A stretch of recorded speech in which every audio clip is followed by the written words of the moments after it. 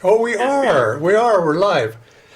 Hello, everybody, and welcome to this class series. And I think most of you know my name is Nayaswami Jaya. And I'm sorry we're just a few minutes late. I've been trying to get rid of this shadow behind me, and unsuccessfully, but next week I'll have it better.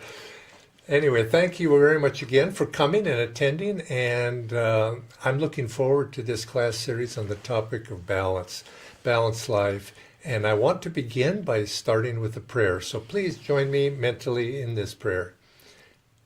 Divine Mother, Heavenly Father, friend, beloved God, great masters of self-realization, Jesus Christ, Babaji Krishna, Lahiri Mahashai, Swami Sri Yukteswar, and beloved Guru Paramhansa Yogananda, saints of all religion, we humbly bow to you. Join us in this series of classes. May we be balanced in our life, body, mind, soul, and spirit. Our goal in life is to seek thee and find thee with thy grace. We invite thee into our hearts, guiding us in everything we do. Om Shanti Shanti. Amen. And again, welcome to all of you. I think this topic that we're going to be addressing this week and next is a very interesting one. And in fact, over the years, people have asked me for advice and questions about the spiritual path. And I think this is one of the topics or one of the questions that is most frequently asked. How do I stay balanced in life? How do I balance my duties, my job, my family, and also my spiritual quest? And this question of, you could say, taking the spiritual path or spiritual inspiration and applying it into daily life, it confronts us with any number of practical problems. And I think this is perhaps one of the central cores of the teachings of Paramahansa Yogananda, is how to take these exalted teachings, the teachings of Kriya Yoga, the traditions of the past, how do we apply them with energy and with fervor and with enthusiasm into our daily life, and also maintaining our sense of balance and ability to do the duties that we encounter in daily life.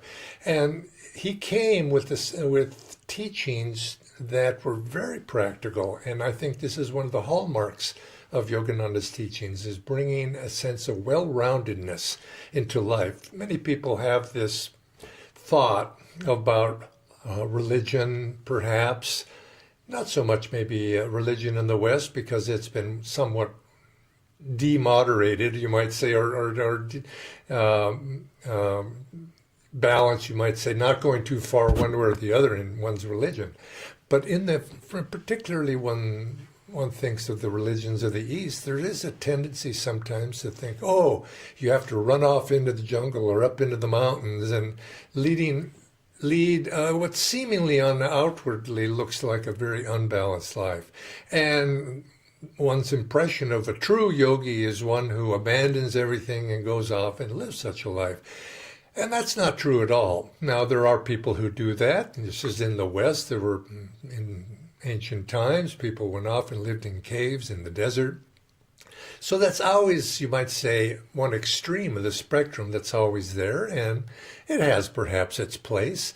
But for you and I, people who are in this modern world that we live in, how do we live a life that balances all the aspects of our personality, emotionally, spiritually, physically, mentally, all of these things? How do we bring them into balance? And I think this question of how to do that is what I will be addressing in these classes.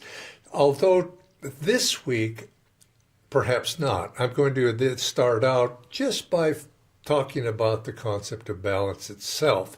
And then I invite your questions, which I put in the chat box, or you can email them to Bharat, who is hosting this forum.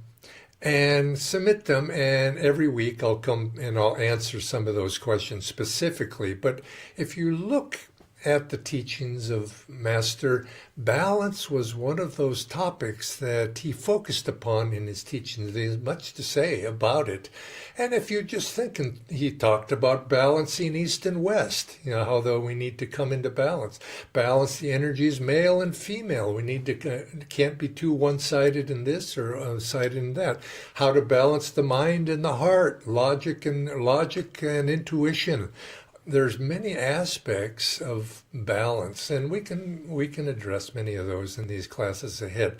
But let's start off by just talking about the concept of balance, just generally, and get it started, and how that fits into the spiritual life, and particularly this path that was introduced, and these teachings that were introduced by Paramahansa Yogananda.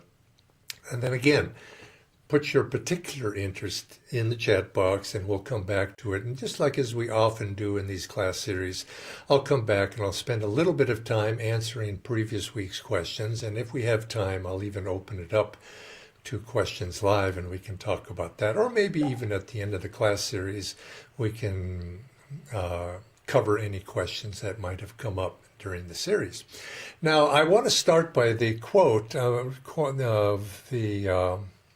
There's a quote from the Gita, which we know, if we can, this is Krishna saying to Arjuna, sixth chapter, "O Arjuna, yoga is not for him who eats too much or who fasts too much, who sleeps too much or sleeps too little.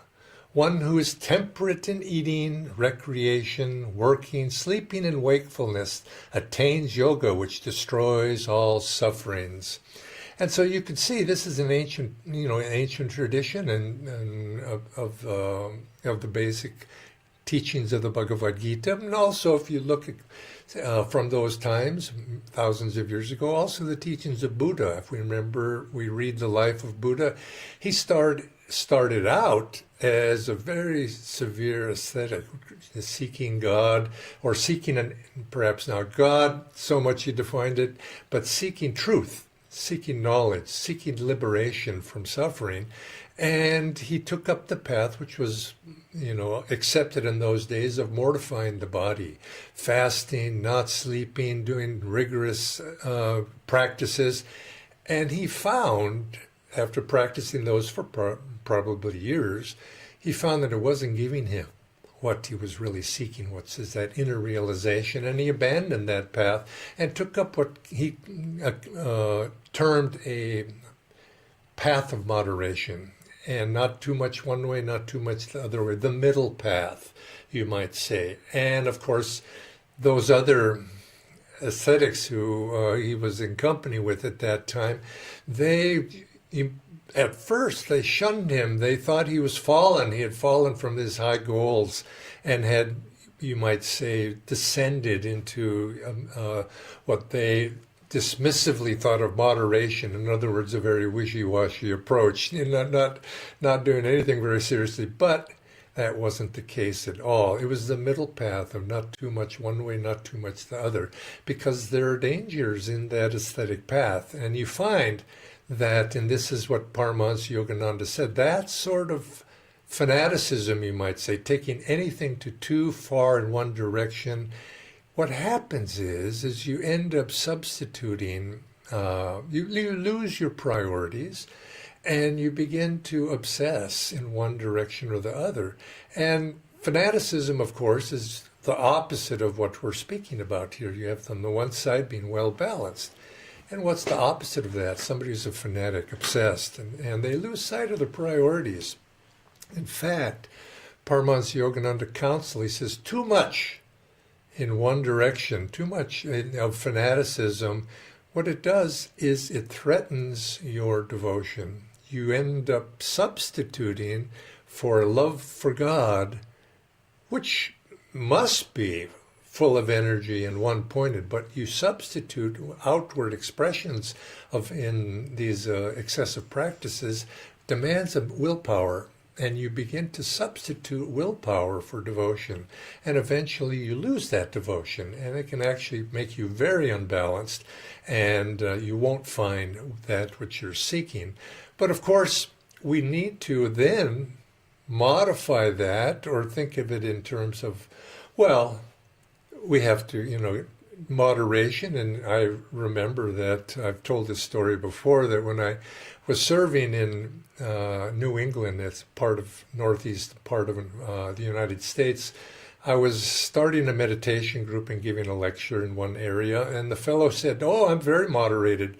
I absolutely, the middle path, that's my way." And I says, "Well, do you meditate?" "Absolutely, I meditate." "Well, what's your practice?" He says, "Well, after a hard day's work, I come home at night, I pour myself 2 ounces of whiskey, sit in my chair, put on soothing music, drink my whiskey, and I keep it all in balance." And of course, many people, it's their idea. To be balanced means not to be don't go overboard. Isn't that so? People say, "Oh, you're a vegetarian, are you? Oh my God, you're a fanatic." And of course, you find people in the other direction who, "I only eat fruit." Well, how about a little? No, I only eat fruit. And now, not to say that eating fruit's a bad thing, but usually for most people, it becomes a religion. And diet is a very good example of how people can take a well-meaning thing to an nth degree, and they end up becoming unbalanced. Their life becomes focused on something that is not necessarily taking them to their goal. That goal of God realization, that goal of love for God, of the opening of the heart, of inviting God into our lives. And they begin to substitute outer actions, outer behaviors, outer rituals, outer practices as a substitute for what we are really looking for. And this, of course, you could say applies to everybody to some degree, where you might say all of us a little bit out of balance. Sometimes our logic, we go by logic too much, and we begin to dry up the heart. Or perhaps we go by the heart and we become excessively emotional. And of course, there are other people which is very popular these days, approaches, "Well, I'm going to become a yogi," and they dive into hatha yoga practice, and their body becomes fit. Make the body fit for self-realization is what what Paramahansa Yogananda said. And it's a good thing. We should do these sorts of things. But then it in itself becomes a religion. You could see, why do they always have these mirrors in these physical fitness places? So they kind of, looking at, and you become a little bit obsessed with that. And all of us, to some degree, I think it's good for us to have a certain bit of self-introspection, looking at our own lives and ask ourselves, in what way might we be out of balance a little bit? We go too much this way, and we go too much this way. And I think it is actually part of the process of growing to actually become a little unbalanced, because becoming a little unbalanced in one way, if we're truly introspective, we begin to see, nope, that's not it. And you could say it's part of the, Jnana Yoga tradition. Not this, not that. Neti. And you find yourself slowly discarding, well, I went too far there and I went too far this way. Isn't this so? I know in my life, I've seen, yes, okay, I've been very, you might say self-disciplined and doing, being a little rigorous with myself, and then, that didn't really work. And then you go the other way, and so on and so forth, which is probably a natural thing for us to do, is to take things to a point where you say, no, that's far enough. And then step back and find that middle ground of what actually works. And we have to, in the process of doing that, we have to make sure that we maintain our priorities. When we begin to lose our priorities, that's when we go off track. And of course, for us as yogis, as many of us here are followers of the teachings of Paramahansa Yogananda, we have to say, is it taking me in the direction that the Guru has recommended for us? Is it taking me into self-absorption? Or is it taking me in the direction of giving of one's heart, giving of serviceful activity, of forgetting one's egoic self? And this is a priority that we're aiming for in life, is to not become obsessed in any one direction. In other words, the path itself is to forget the path, to go beyond the path into absorption, into the goal and the goal of the path is what we're after. And so this process of not too much this way, not too much that way, is essential.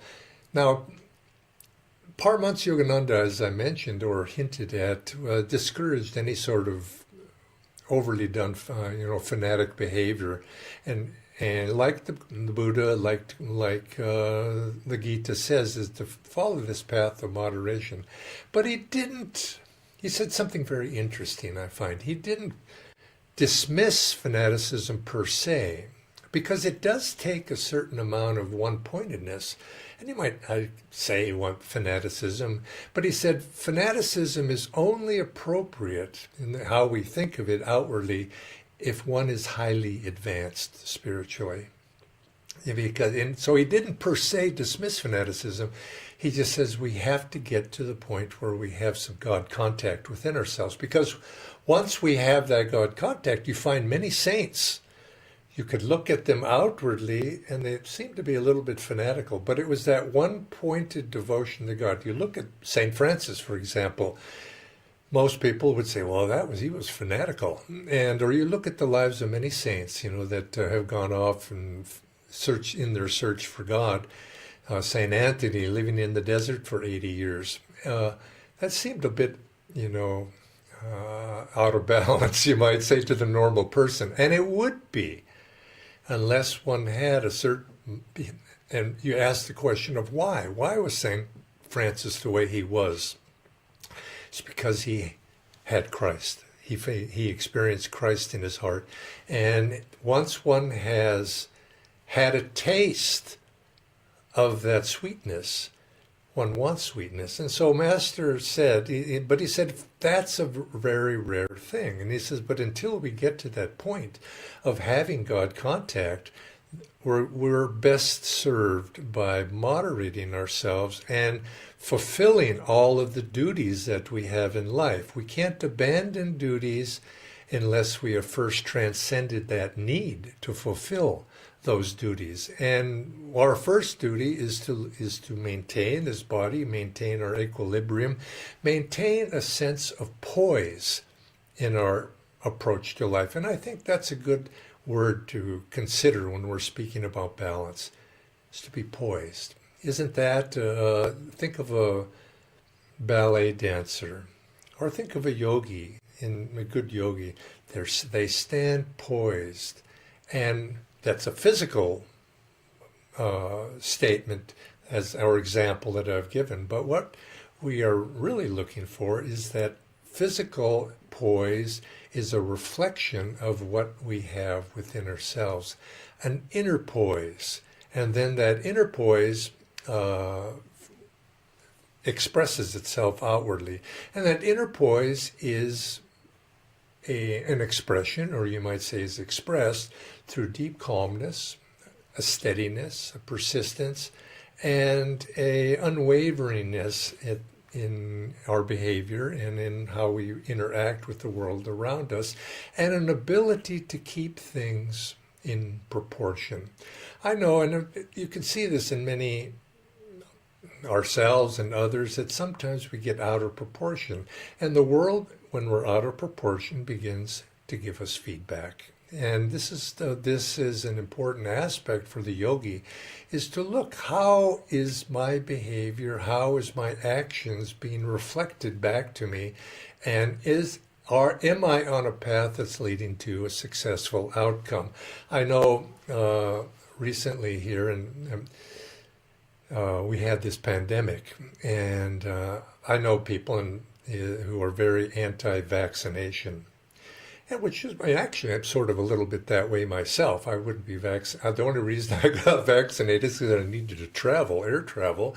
But it wasn't a big deal for me one way or the other. But normally I would just let nature take its course for me personally, not necessarily for everybody. But I knew people that were so obsessive about, not for themselves, but for everybody else.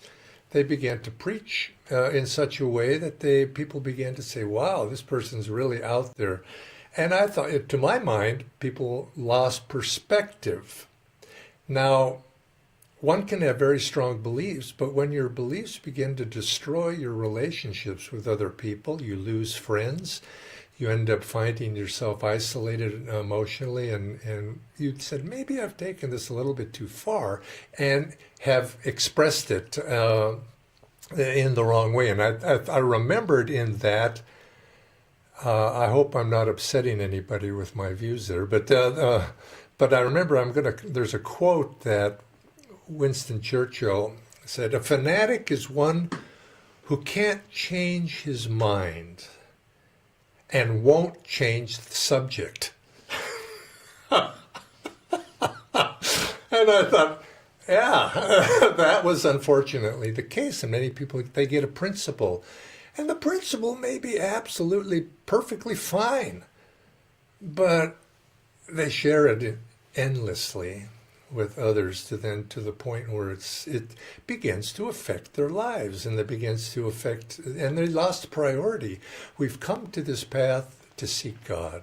We've come to this path to be able to, live in a way that accommodates. Our behavior should accommodate that. And of course, if you find yourself losing friends, then you think, maybe I ought to just zip it a little bit, and just keep in my own personal enthusiasms may not be other people's enthusiasm.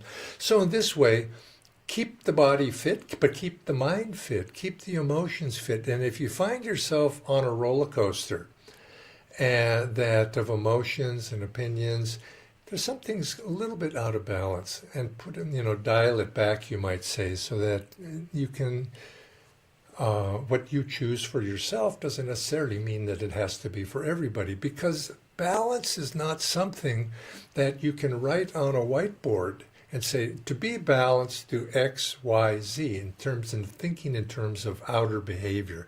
If everybody was to just do this, then they would be balanced. No, because everybody is unique, and what is balanced for one person is not necessarily going to be balanced for another. So if you think, oh, how do I do balance? How do I get balance? And then you begin to look at your life and say, oh, it's out of balance. If I could just do this, like balancing your karma. Well, I know I have karma. If I do enough here, it'll balance that particular karma there. But we've got millions and millions of samskars and things to balance. And if we approach life trying to outwardly balance our life, we find that it just doesn't work. And so what Paramahansa Yogananda, or what Swami Kriyananda advises, he says, these are things outwardly how you should try to balance your karma so that everything's in equilibrium and adds up to zero, you might say, in the end. That's the Guru's job. You leave it to the Guru. And our job is to live our lives harmoniously, harmony, cooperatively, cooperation, in a manner of poised, and in a manner that brings us peace of mind, calmness, and deep devotion to God. And the outward expressions of that, we have to behave appropriately. Now this is, what is appropriate behavior? Well, you have to conform to some degree to the realities in which we find ourselves in this life. And this is one of the things I admired about Swami Kriyananda. I met him when he was in his early 40s. He was a man of tremendous vigor, tremendous willpower, tremendous, but he didn't express those things. He expressed his will. Yes, he did that. And he was somebody who could practice austerities if he so chose, but he chose not to. But he had that ability to do that. Once in a while, he would demonstrate. He didn't look like he was very strong, but he would sometimes demonstrate great strength. He would challenge people. Sometimes, some of the men, you could say, he challenged them to wrestling, not wrestling like an Olympic sport, but being able to move, like wrestling, so moving a person off a position. So who could stay still and move the other person and get them off balance, these sort of things. And he used to challenge some of the young guys, us young guys, too. And he was very strong, and he could maintain deep silence. He could fast. He could do all of these outer things, but he never did those things particularly. And he counseled. He says, Master advised against extremes in that way. And there was one other monk in the ashram who once asked Master, and the subject was Saint Francis. They were speaking about the life of Saint Francis, and Master was speaking about how this practice of how outwardly sacrifice he could make for that. And one of the monks asked Master, in terms of how austere Saint Francis was in his devotional practices. And he asked Master, shouldn't we as a monastery be more austere and more like St. Francis? Is that a better way or a good way to go? And Master replied to him, he says, that which God gives you, you should take. Actually, I'm going to find that quote. I want to get it right. But he says that which Master, oh darn it, I can't find it. But he said that which Master gives you, you should take, but don't be excessive, and you don't have to go beyond that. I'll find that quote and come back to it another time. But he was saying that was appropriate for Saint Francis, but we live in a different age, and that's not the expression of spirituality through austerities, where they can be helpful, again, if a person has a certain spiritual advancement, not to lose their devotion in the practice. But it isn't necessarily for the common man. And for those of us who find themselves in a different age, living where the path of moderation, the path of neither too much left, neither too much right, is much more appropriate for everybody. And this is what he counseled. Now, again, per se, these other things are not necessarily bad, but we don't want to lose our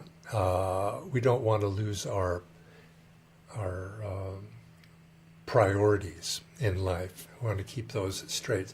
So the question would be then, how, balance is necessary also as a spiritual life. What do we do to be balanced in day-to-day life? Well, I think one of the things, as I mentioned already, it begins with being able to be introspective, to see ourselves truly as we are. And one of the fruits of moderation should be even-mindedness and cheerfulness. So we must ask ourselves, am I even-minded? Even-mindedness comes from calmness.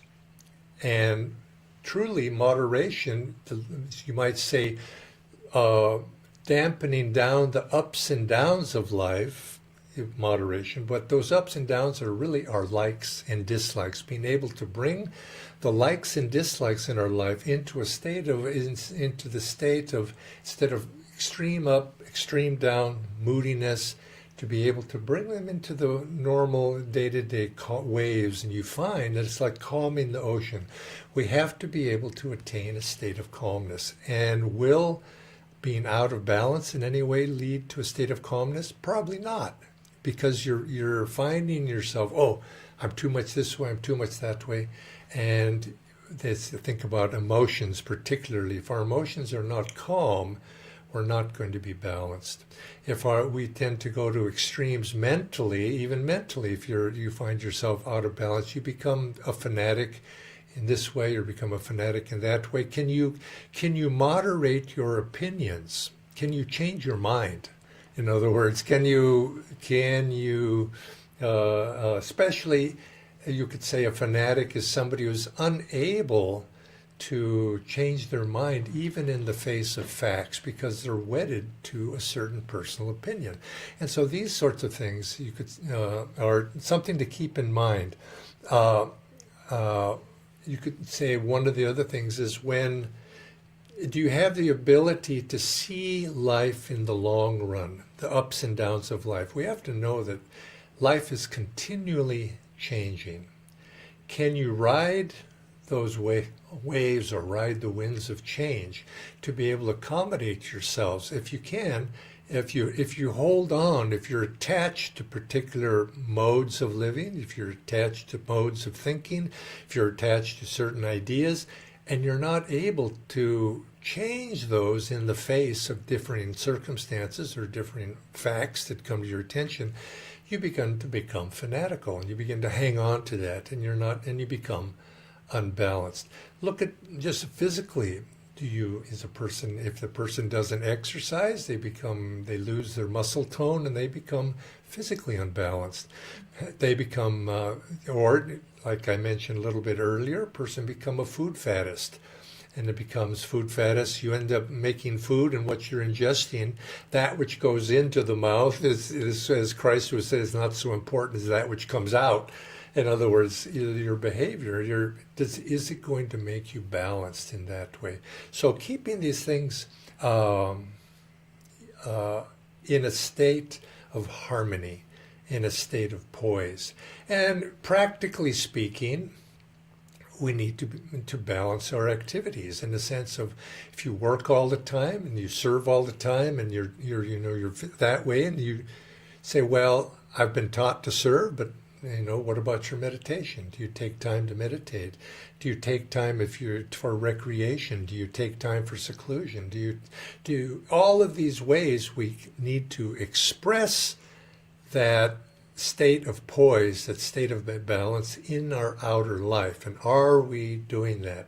And I think these are some of the things, and how to learn how to do that. And you could say that in all of these, I think the key is not to confuse moderation for taking it easy. You see, it's not a matter of when we say be balanced, I shouldn't work so hard.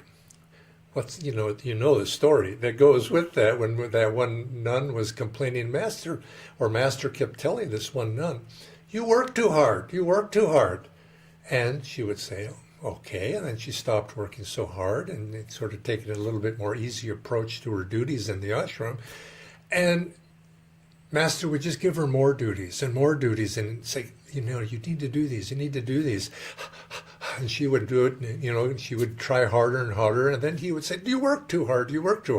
And this went back and forth over a period of time till finally she stops and she bursts out laughing and it says, Master, what if we were to change this word work to service?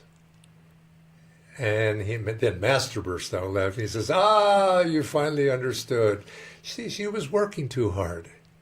But that doesn't mean we serve. And again, what's the difference there? What's the attitude that we bring to it?